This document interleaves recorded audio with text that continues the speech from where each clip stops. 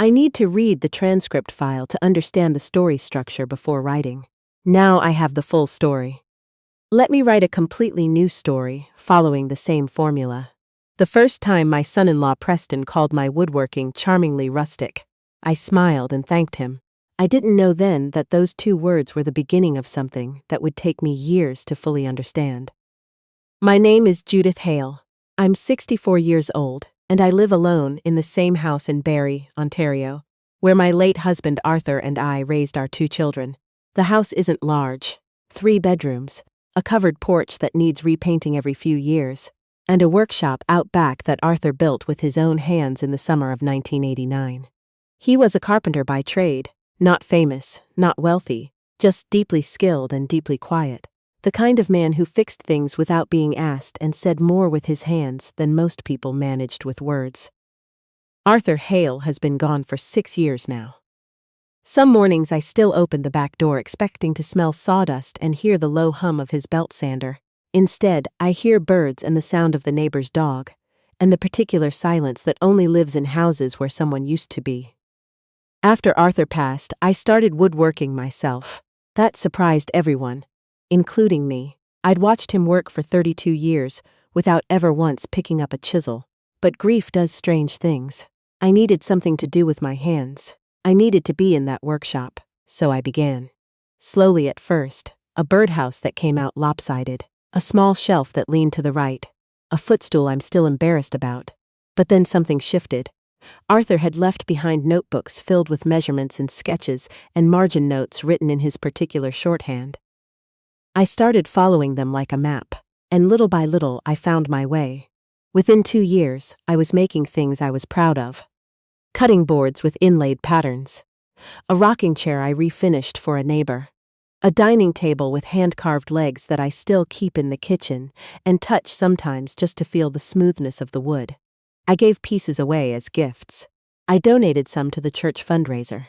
Twice, the community center asked me to donate something for their silent auction.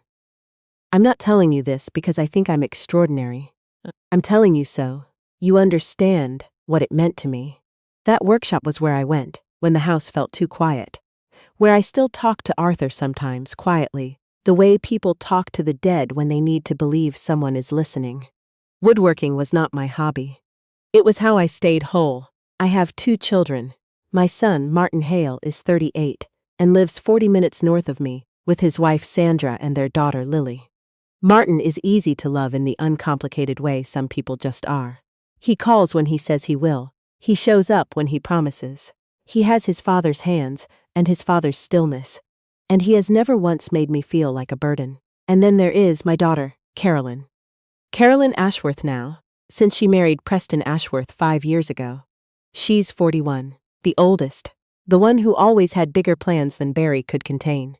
Carolyn left home at 22 for Toronto and never really looked back. She works in communications for a tech firm downtown, and Preston works in real estate development. Their condo is the kind of place that looks like it was designed for a magazine, and then rented to real people as an afterthought. When Carolyn was young, she used to come into Arthur's workshop and sit on an upturned bucket watching him work. She called the wood shavings curls and kept a small jar of them on her bedroom windowsill for years. She had her father's focus when she was interested in something, that quiet, concentrated attention that made you feel like the most important person in the room. I don't know exactly when that changed. Changes like that don't announce themselves. They arrive in small pieces like water getting into a wall.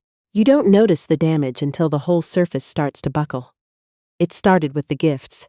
Every Christmas for 30 years, I had given Carolyn something I made in the workshop. Coasters, small frames, a hand-turned wooden bowl one year that took me 3 weeks to get right. She always thanked me warmly. But after she married Preston, something shifted in the way she received them. The thank you came, but it arrived differently. Shorter. Followed too quickly by talk of other things. The gift placed to the side rather than examined closely. The first comment I noticed came the Christmas 2 years into their marriage. I had spent the better part of October making Carolyn a keepsake box. Dovetail joints, a hinged lid, her initials inlaid in lighter maple against the darker walnut. Arthur had shown me dovetail joinery 3 weeks before he got sick, and I had practiced for nearly a year before I felt I had it right. That box was one of the best things I'd ever made. Carolyn opened it at the table, smiled briefly, and said it was lovely. Preston picked it up, turned it over in his hands, and said, "Very handcrafted." He said it the way some people say interesting. Like the word itself was doing 2 jobs at once. I told myself I was reading too much into it. The following summer, they came up for a long weekend. I had recently finished a small blanket chest for the guest room, something useful, something solid. Carolyn opened the chest and said, "Oh, Mom, you really don't have to keep making things." I asked her what she meant. She laughed a little. "I just mean you could buy yourself a break. It must be so much work." Preston walked in behind her just then and glanced at the chest. "Very folk art," he said pleasantly. That phrase stayed in me longer than it should have. By the 3rd year, the comments had developed a particular rhythm I began to recognize. Preston led, and Carolyn followed. He never said anything outright cruel. He had a quality Arthur once described in people he didn't quite trust: smooth edges. Everything about Preston was smooth. His suits, his handshake, his compliments. He once described a chair I'd built as having real cottage character. And somehow I understood that he meant it looked like it belonged in a summer rental, rather than a real home. And Carolyn, my daughter who once kept wood shavings in a jar, started sounding exactly like him. "Mom, you know there are stores that sell really beautiful wood pieces now, proper finished ones. Isn't it hard on your back, being in the workshop so long? Don't you think at some point you'll want to do something a little less, I don't know, intense?" I remember standing in my kitchen after one of those visits, holding a cup of tea that had gone cold, wondering when my daughter had started treating the things I made as evidence of some failure to modernize. Then came the spring weekend when it stopped being subtle. Carolyn and Preston came up with 2 couples from their Toronto social circle, friends from work. From the building, where they had bought a property, people I had never met. I had cleaned the house, made a pot roast, put fresh flowers on the table. I was nervous in the way you get when you want something to go well and you're not entirely sure it will. Their friends were pleasant enough. One woman, Diane, admired the dining table immediately. "Did you make this?" she asked, running her hand along the edge. I told her I had, that it was a project I'd taken up after my husband passed. Her face opened with what seemed like genuine warmth. "That's remarkable. Really?" Before I could respond properly, Carolyn laughed from across the room. "Mom is very dedicated to her workshop phase." She said it affectionately. "The way you describe a child's hobby. It keeps her busy." Diane looked slightly uncertain. Preston filled the silence smoothly. "It's wonderful that you have a creative outlet, Judith." He said creative outlet the way he said folk art. Like the words themselves were a polite enclosure. Martin arrived later that afternoon and immediately sat down to eat without ceremony. He complimented the pot roast. He asked about the new project I had mentioned on the phone, a writing desk I was making for the library. Preston overheard and asked if I planned to sell them at markets, and everyone laughed softly. Not meanly, just enough. That night, after the guests had gone to bed, Martin found me in the kitchen doing dishes alone. He stood in the doorway for a moment, reading my face the way he had since he was a boy. "You okay?" he asked. "Fine," I said. He came over and picked up a dish towel without being asked. "She didn't mean it badly." "I know," I said. "And I did. That was part of what made it so hard." Martin dried a bowl slowly. "Do you know what Dad used to say about her?" I shook my head. "He said she needed everything to look a certain way, because she was afraid of what people would think if it didn't." He set the bowl down. He said she was the most insecure, confident person he'd ever known. I hadn't thought about it quite that way before, but standing there at the sink, I felt something click into place that I hadn't been able to name. The thing about absorbing small humiliations over a long time is that you stop noticing when they become large ones. You adjust slowly, the way you adjust to a room getting colder. And then one day, you look around and realize you can't feel your hands. I started changing things in the house before their visits, putting some of my pieces in the back bedroom, choosing not to mention the workshop. Once I caught myself considering whether to hide the wood-carving tools that lived in a basket near the back door. The ones Arthur had given me as a birthday gift, the ones I used, most often. I stood there holding the basket for nearly a full minute before I put it back on the shelf. I cried in the car on the way back from the hardware store that afternoon. Not because of any one thing. Because I suddenly understood that I had started being ashamed of myself in my own house. The weekend that finally changed everything was Thanksgiving. I had cooked for 2 days. Turkey, stuffing, roasted root vegetables, a cranberry sauce I'd been making for 20 years. And in the center of the table as the centerpiece, I placed a carved wooden bowl I had been working on for months. Butternut, with a decorative edge and Arthur's initials carved small into the base. I was going to give it to Carolyn. I had put more care into it than almost anything I had made since he died. The meal started well. Martin's daughter Lily ran through the house the way children do, filling it with noise and life. Sandra helped me carry dishes from the kitchen. Martin carved the turkey, which Arthur used to do, and I stood beside him and didn't say anything, and he understood without being told. Carolyn and Preston arrived last. They brought wine, good wine, and a store-bought dessert in a glossy box, and Preston shook Martin's hand warmly and said what a nice drive it had been. Everything felt almost normal. Then Carolyn noticed the bowl. "Oh, Mom? Another piece?" She smiled. "You really do keep yourself busy." I said I had made it for her. Her expression changed to something I can only describe as effortful appreciation. "That's so sweet." She picked it up briefly, then set it back down. "It's very folk art again, isn't it, Preston?" He glanced at it and smiled that smooth smile. "It has a real pioneer quality."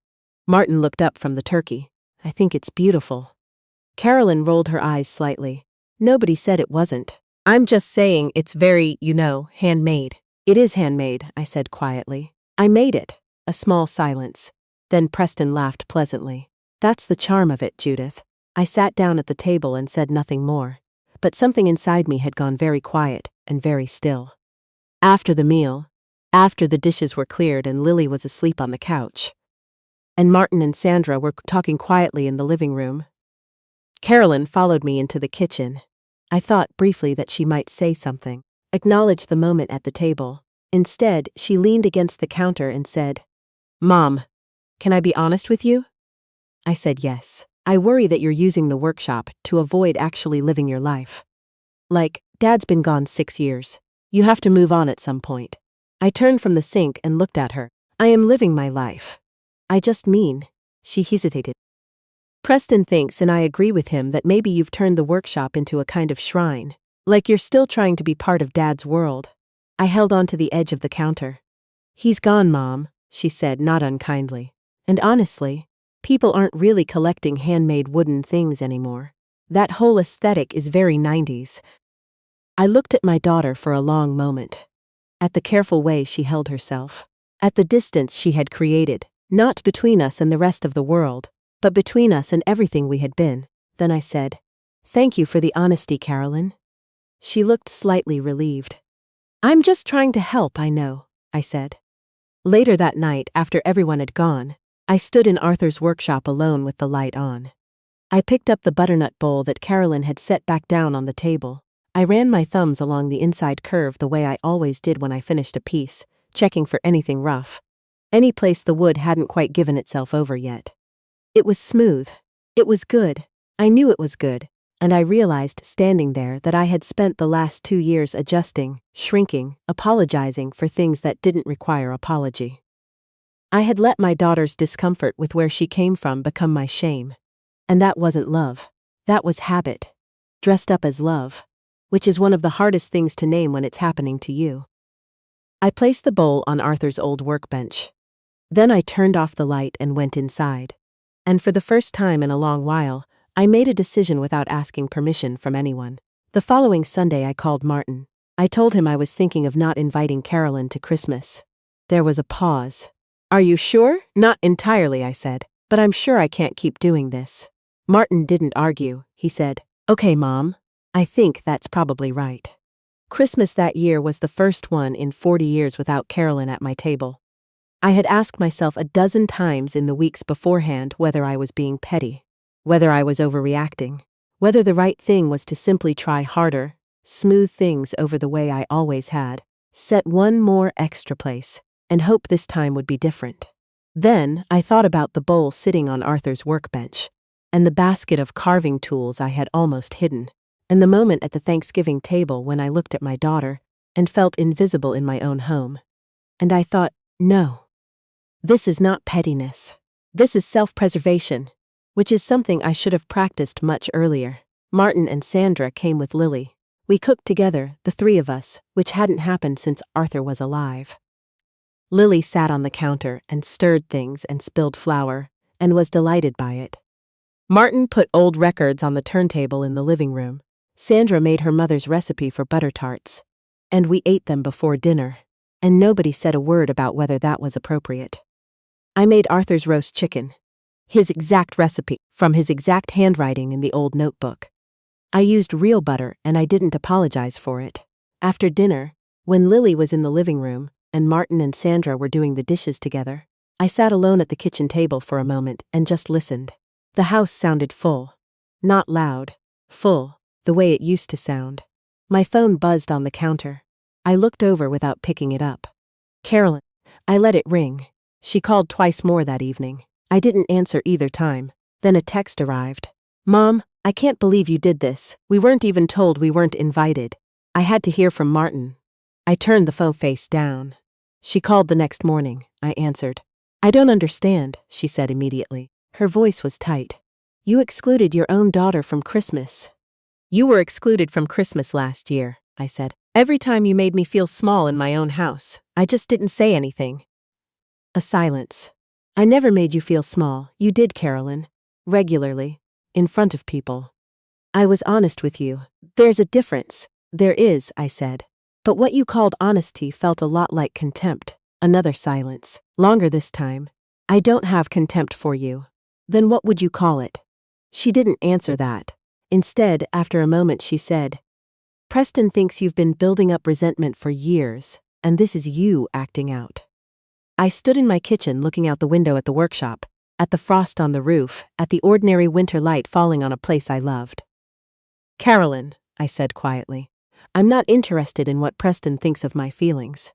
The call ended not long after, not warmly. She sent 2 more texts over the following days. One said I was being manipulative. One said she needed an apology for being excluded. Another message arrived. I read them both and put the phone down, and went out to the workshop, and made a cutting board from a piece of cherry wood I'd been saving for something worth saving it for. 3 weeks later, a friend of mine from the community center, a woman named Bet Larson, who had been running the craft fair committee for 11 years, called me about something unexpected. Bet and I had known each other for years. She was the sort of person who said exactly what she meant without drama attached to it, which I had always appreciated. She asked if I would be willing to demonstrate woodworking at the Barry Heritage Craft Fair in March. They were trying to include more traditional crafts. Someone had suggested my name. I almost said no out of reflex. Then I caught myself. Who suggested me? I asked. Diane, Bet said. She met you at your daughter's visit last year and hasn't stopped talking about your table. I held the phone and looked at the workshop through the back window. All right, I said. Yes. I don't know exactly what I expected from the craft fair. Not much, if I'm honest. I thought maybe a few curious visitors, some polite questions, a quiet afternoon. I brought the butternut bowl, and the cherry cutting board, and 3 smaller pieces, and I set up a simple table with Arthur's old tools arranged beside them. Within the first hour, I had spoken to more people than I had in 6 months. An older man named Ted, a retired teacher with sawdust still somehow on his jacket, told me he had tried woodworking after his wife passed and found it changed his relationship with time. A young woman's studying design at Georgian College crouched beside my table for 20 minutes, asking about joinery. 2 women my age stood in front of the bowl and talked about it the way I had hoped Carolyn might, running their fingers along the rim, reading the wood the way you read a face. A man bought the cutting board. He was quiet about it, paid without ceremony, then turned back as he was leaving and said, My grandfather made things like this. You don't see work like that anymore. He said it like a compliment that had been sitting inside him for years, waiting for somewhere to go. Bet appeared beside me mid-afternoon, looking satisfied in the way she always looked when she had been right about something. See, she said. Don't! I said. She laughed. People know quality, Judith. They always have. Later that evening, Martin called. He had seen a photograph someone had posted online of my booth, with the bowl in the foreground and me standing behind it talking to the young design student. "Mom," he said, "you look like yourself." I didn't know what to say to that for a moment. Then I said, "I think I do." He was quiet for a second. "Did Carolyn see it?" "I don't know," I said, but 2 days later, I found out. Sandra texted me first. Carolyn commented on the photo. I didn't look immediately. I made my tea. I went to the workshop. I spent an hour sanding the legs of a small side table, and then I came inside and picked up my phone. Carolyn had commented beneath the photo, "Sweet to see Mom keeping busy with her crafts." Several people had replied. One woman wrote, "This is extraordinary work, not crafts."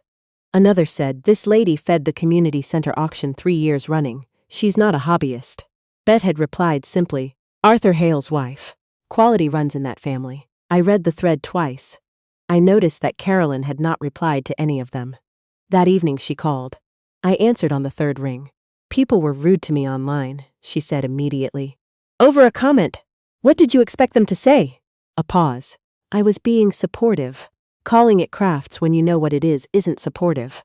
"Oh my God, Mom, it's a word. It's a way of making something smaller than it is," I said. "You've been doing it for 3 years. Silences. Then quietly, "I don't do that. You call the table folk art. You called the bowl pioneer quality. You told me people aren't collecting handmade wooden things anymore." Another silence. Longer. "I was just being realistic," she said. "About my work," I said, "which I make in your father's workshop." The mention of Arthur seemed to land differently than the rest. Her voice changed when she answered, "I didn't mean it that way." "Then how did you mean it, Carolyn?" She didn't answer right away. When she spoke again, the sharpness had gone out of her voice slightly, replaced by something I hadn't heard in years: uncertainty. "I don't know," she said, and it sounded true. We didn't resolve anything that night. But we didn't hang up in anger either, which felt like its own small progress. I spent the next few weeks in the workshop more than usual. Not to avoid things, just to think. There's something about working with your hands that makes certain thoughts quieter and other thoughts clearer. I thought about Carolyn and what Arthur had said about her needing things to look a certain way.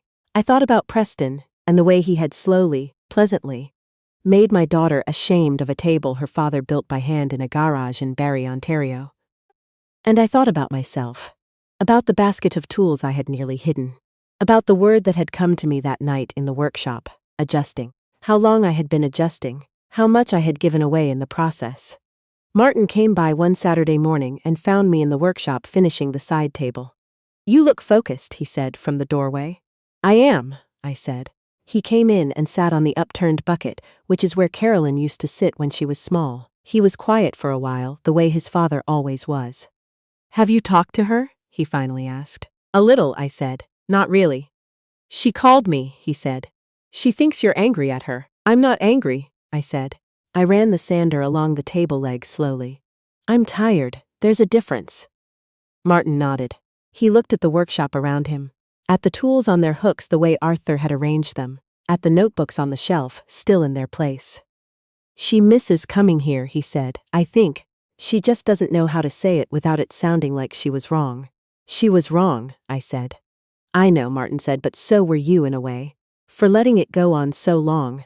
That surprised me enough that I stopped sanding." "I don't say that to be hard on you," he added. "I just mean." He paused. "Dad never let things fester. He'd name them. You always absorbed them."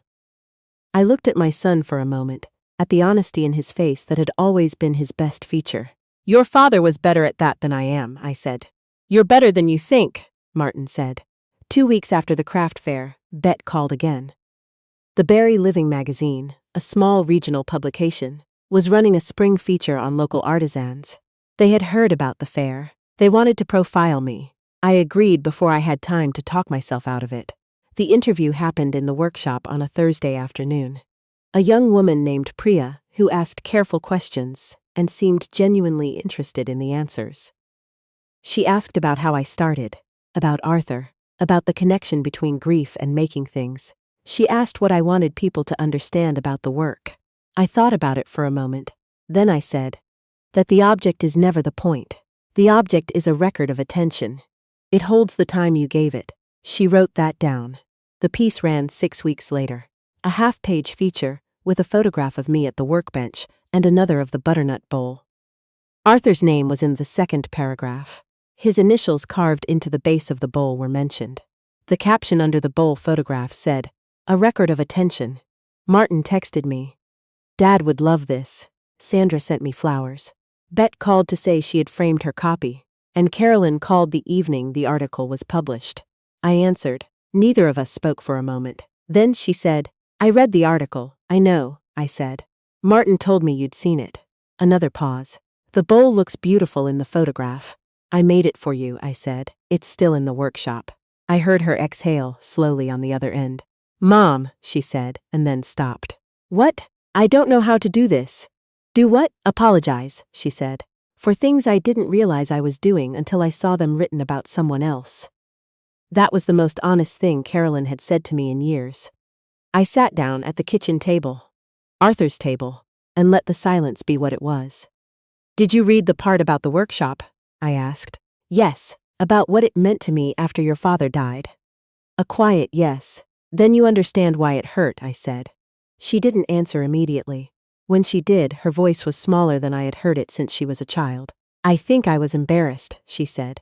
"Not of you, of where we came from, of how ordinary it all looked compared to the life Preston and I." She stopped.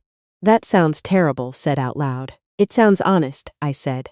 "I think I convinced myself that if I made it seem small, I could stop feeling guilty about leaving." She paused. "Guilty about not coming back more. About not being the one who was here when Dad was sick." I had not expected that. I was quiet for a moment. "That wasn't your fault," I said. "You were working. You were building your life." "I know," she said. "But I think I blamed the life here, so I wouldn't have to blame myself." That truth sat between us. Uncomfortable. Necessary. "Carolyn," I said. "Yeah, your father didn't blame you either. He was proud of you, he always was."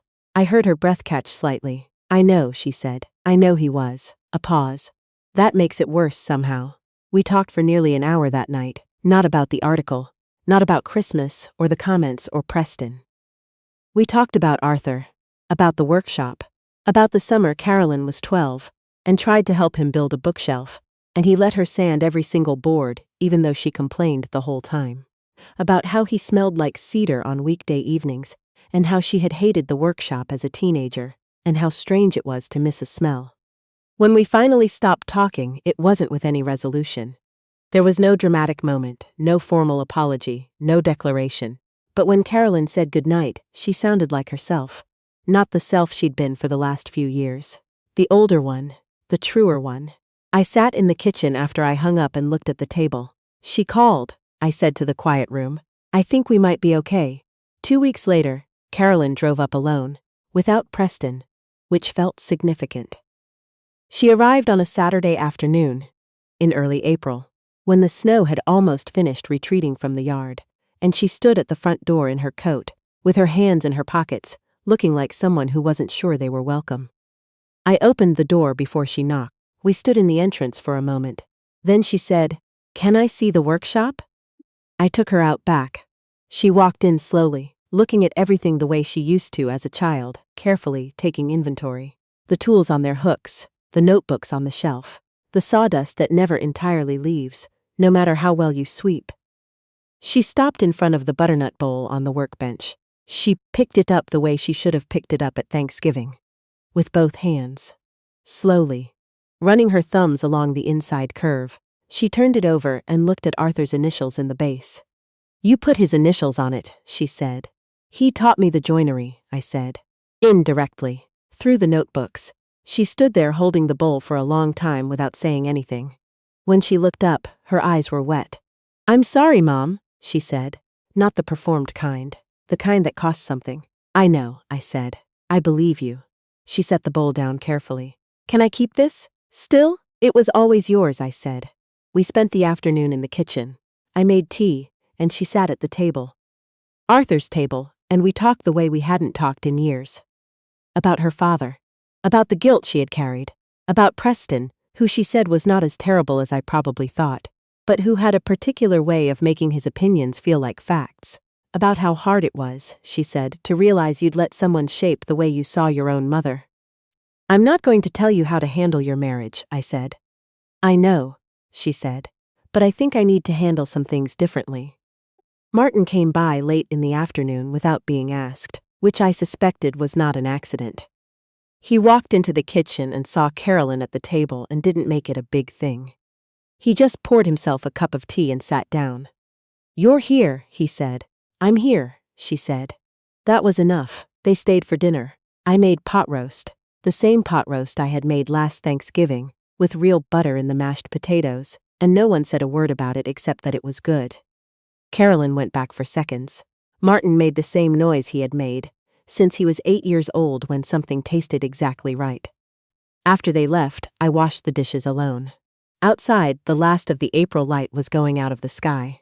The workshop sat in the yard, quiet and dark, and I could see the outline of Arthur's old bicycle against the wall through the small window, the one I kept meaning to move and never did. Things were not fixed. I want to be honest about that. There were conversations still to have. Some of them would probably be hard.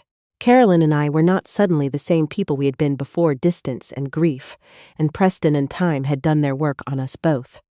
But something had shifted, something real. I dried my hands on the kitchen towel and stood in the middle of the room I had cooked in for 30 years, and I thought about what Martin had said. You look like yourself. I thought about the woman who had almost hidden a basket of tools. I thought about the word adjusting, and I thought, not anymore. The next morning I went out to the workshop before breakfast. Early light. Cold still coming through the walls, the way it does in April. I put on the kettle on the small electric burner. Arthur had set up out there years ago, the one I had never moved, and I opened his notebook to a page I had bookmarked months ago. A cabinet. More T's and tenon joints. More ambitious than anything I had tried. I stood there reading his handwriting, his shorthand, his small marginal notes that only made sense because I had been paying attention for 32 years. Then I picked up the wood and I began.